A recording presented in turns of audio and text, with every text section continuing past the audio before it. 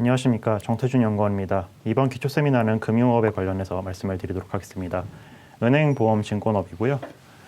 제목을 지금 숲을 보면 어렵지 않습니다. 이렇게 말씀을 드리고 있는데 아무래도 금융업이라고 하면 좀 이렇게 어렵게 다가가는 면이 있다 보니까 제목을 이렇게 설정을 했습니다. 그래서 지금 보시면 숲을 보는 법과 나무를 보는 법 이렇게 두 가지로 해서 설명을 드리도록 하겠고요. 먼저 첫 번째로는 숲을 보는 법에 대해서 말씀을 드리겠습니다. 숲을 본다라는 거의 의미는 이제 세세한 업종별로 펀더멘탈을 본다라기보다는 매크로 상황에서 봤을 때 탑다운 방식으로 어떤 상황이 발생을 했을 때 혹은 어떤 뉴스가 나왔을 때 어떤 업종을 사야 되냐 이런 거에 대해서 좀 더 개괄적으로 말씀을 드리고자 하는 거고요. 은행 같은 경우에서는 보시면 기준금리가 가장 중요합니다. 그래서 여기 밑에 차트에서 보시는 것처럼 지난 과거 한 2000년 이후에 이렇게 쭉 보시면 항상 기준금리 인하 사이클이 끝나고 그 다음에 첫 번째 기준금리가 올라가는 그 사이에 유지가 되는 구간에서 항상 주가가 좋았던 것을 보실 수가 있습니다. 여기 지금 제일 왼쪽부터 보시면 은행업 전체 시가총액이 65%, 92%, 47%, 34% 이렇게 크게 오른 것을 보실 수가 있는데 이게 이제 왜 그런가라는 점은 순이자 마진이 개선이 되고 그 다음에 대손 비용이 감소하기 때문이다 이렇게 보고 있는데요. 이게 결국에는 순이자 마진이라고 하는 거는 이자 수익률, 그러니까 대출금리, 그 다음에 이자 비용률, 예금금리의 차이, 예대 마진이 확대가 되는 구간이고 이때가 그 다음에 기준금리를 내린다라는 거는 그만큼 경기가 안 좋아지고 있다는 거기 때문에 대손 비용이라고 하는 거는 충당금이라고 할 수가 있는데, 그러니까 이제 대출을 해줬을 때 거기서 부실이 나서 손실이 나는 그런 비용을 의미를 합니다.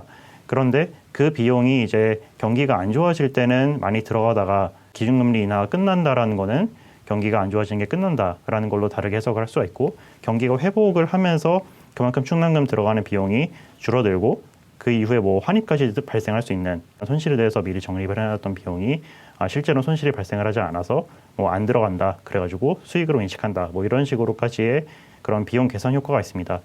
그게 이제 나타나는 게 아까 말씀드렸던 구간이다라고 판단을 하고 있고, 기준금리가 올라가면 사실 마진이 더 좋아지긴 합니다. 예대 마진도 좋아지고 하는데 실적 개선의 그 강도가 좀 약해지는 건 사실입니다.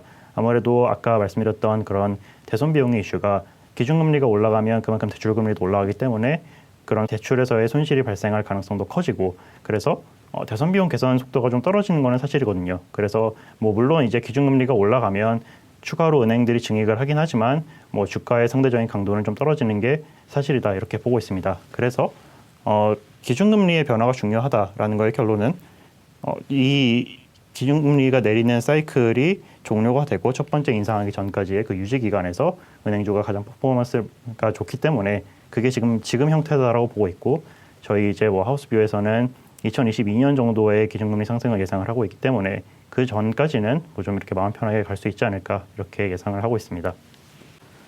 그 다음은 보험입니다. 보험은 되게 개념이 어려운 산업인데 이것도 생명보험하고 손해보험하고 이렇게 나눠서 봤을 때 가장 중요한 팩터는 생명보험에서는 금리, 그 다음에 손해보험에서는 보험료 이렇게 나눠서 볼 수가 있습니다.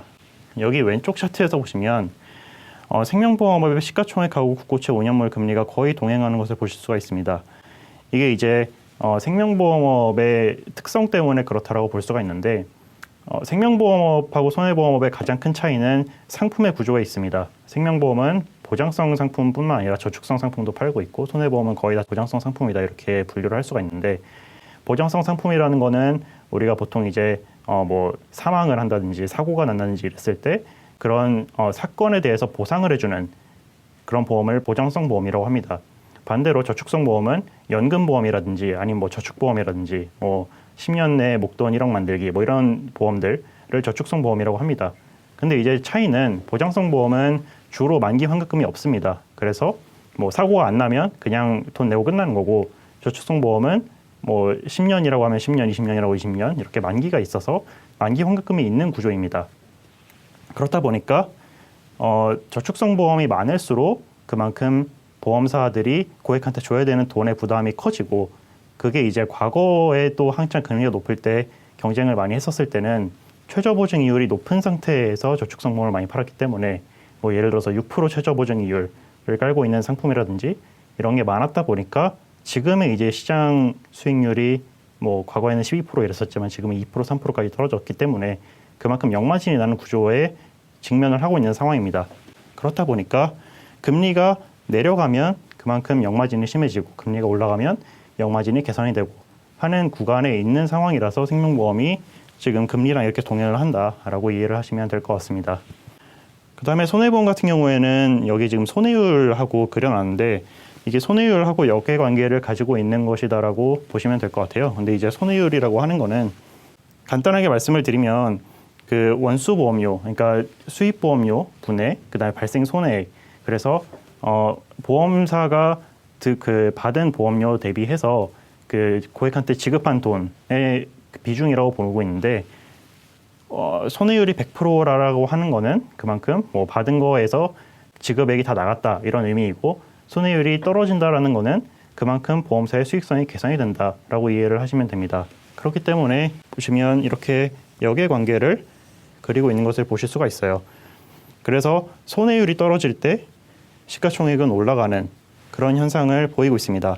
그런데 지금 최근에 보시면 이 구간에서 손해율도 하락을 해서 실적이 개선이 되는데 주가도 빠지는 현상이 발생을 했습니다. 이거는 사업비율 때문에 그런 건데요. 사업비라는 거는 이제 그 인건비나 판매관리비라고 생각을 하시면 됩니다.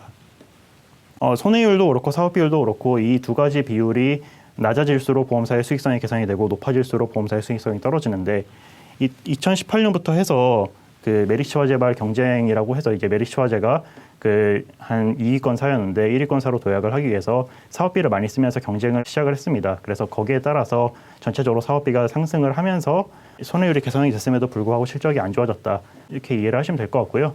근데 이제 그 이슈는 지금 좀 지나가기 때문에 다시 이제 손해율이 중요한 상황이 됐다라고 보고 있고 손해율이 개선이 되려면 어떻게 해야 되냐? 사실 뭐 사람들이 병원을 덜 가면 돼요. 그래서 코로나 때문에 그 손해율이 개선이 된 것도 일정 부분 있습니다. 그런데 근본적인 거는 보험료를 많이 올려야 됩니다. 물론 이제 보험료를 올리면 그 일반 소비자들의 부담은 가중이 되는 게 맞지만 뭐 보험사 입장에서는 실적이 개선이 되는 거다 보니까 보험료를 충분히 올린다라고 했을 때 시가총액이 올라간다고 보고 있고 그래서 뉴스를 보실 때 뭐 자동차 보험료를 올렸다 아니면 실손보험료를 이번에 크게 올렸다 이런 뉴스가 보이면 올해 실적이 손해보험사가 좋아지겠구나 이렇게 이해를 하시면 될 것 같습니다. 그 다음에 증권은 거래대금의 변화가 중요한데요. 보시면 사업부문이 거래대금에 중요한 리테일만 있는 건 아닙니다. 그래서 이제 거래대금을 포함하고 있는 브로커리지, 그 다음에 스스로 이제 뭐 주식이든 채권이든 트레이딩을 하는 트레이딩, 그 다음에 뭐 부동산 PF라든지 IPO라든지 이런 걸 하는 IB 이렇게 나눠져 있는데 밑에 차트에서 보시면 사실 그 PBR의 방향성으로만 놓고 봤을 때는 거래대금이 거의 유사하게 움직이는 것을 보실 수가 있습니다. 그런데 이제 특징적으로 볼만한 거는 과거의 경우에는 그 이 사이에 레버리지가 컸습니다. 그러니까 이 거래대금의 추이랑 시가총액의 추이랑 동행을 하긴 하는데 당시에 절대적으로 봤던 레벨이 뭐 1배에서 2배 사이라고 하면 최근에는 그 폭이 많이 낮아져가지고 뭐 0.4에서 0.8 이렇게 낮아진 걸 보실 수가 있어요.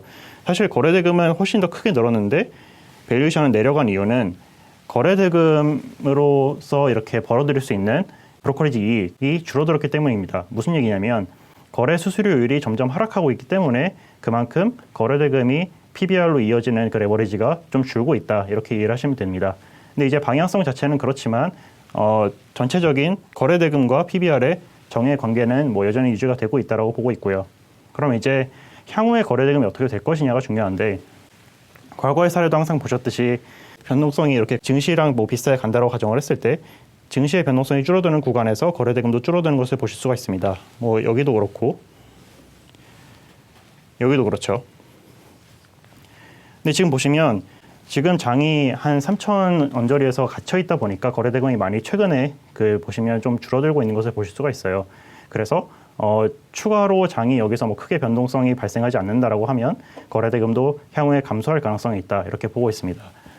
그러면 이제 리테일에서 더 이상 실적의 개선이 되기가 조금 어렵다 이렇게 볼 수가 있는 거고 그럼 트레이딩과 IB에서의 개선이 중요한데 트레이딩과 IB에서의 개선은 트레이딩 같은 경우에는 증시가 오르거나 금리가 빠져야 되고 그 다음에 IB에서는 부동산 PF 관련된 규제가 풀려야 됩니다. 그런데 지금 상황을 간단하게 요약을 드리면 증시는 횡보하고 금리는 오르고 있기 때문에 트레이딩은 감소할 가능성이 크고요. 그 그다음에 부동산 PF는 부동산 관련된 규제가 점점 강화가 되고 있다 보니까 역시 규제가 강화가 된 상황입니다. 그렇다 보니까 사실 거래대금이 더 이상 늘지 않으면 증권업이 좀 어렵지 않을까 이렇게 보고 있는 상황입니다. 그래서 결론적으로는 지금 현재 상황에서는 은행이 가장 낮고 그다음에 손해보험, 생명보험, 증권 순으로 선호를 한다 이렇게 말씀을 드리고요. 기준금리가 내년 상반기까지 동결이 될 거다라고 보기 때문에 은행은 일단 뭐 내년 상반기까지는 갈 거다 이렇게 전망을 하고 있고 그 다음에 보험에서 손해보험이 더 앞에 오는 거는 아까 말씀드렸던 그 보험료 인상 때문인 건데 그 최근에 이제 뉴스에서 실손보험료 인상에 대한 얘기를 많이 들어보셨을 겁니다. 근데 그게 연초에 실손보험료를 평균적으로 12% 올리면서 그게 과거에 2020년에 9% 정도, 그 다음에 올해 22% 정도 올리면서 누적이 됨에 따라서 갑자기 크게 올리는 것처럼 이렇게 느껴지는 거긴 한데 그 효과와 그 다음에 아까 말씀드렸던 그 사업비가 좀 진정되는 효과 때문에 올해는 일단 실적이 개선이 될 거다 이렇게 보고 있고 뭐 내년에 대해서는 이따 뭐 자세하게 좀 더 말씀을 드리도록 하겠고요. 그 다음에 생명보험은 시장금리가 최근에 크게 반등을 하면서 주가도 크게 올랐었는데 사실 이게 펀더멘탈이 개선이 되는 폭보다 좀 더 많이 오른 게 아닌가라는 생각을 하고 있고 그 다음에 최근에 그 발생하는 변화로는 금리의 민감도가 점점 줄어드는 방식으로 가고 있습니다. 이것도 이따 자세하게 말씀을 드릴 텐데요.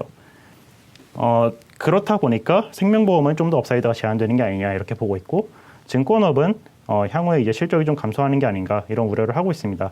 그런 면에서 지금 선호도는 위와 같다 이렇게 보시면 될 것 같습니다. 네, 첫 번째 그 강의는 여기서 마치도록 하겠습니다. 감사합니다.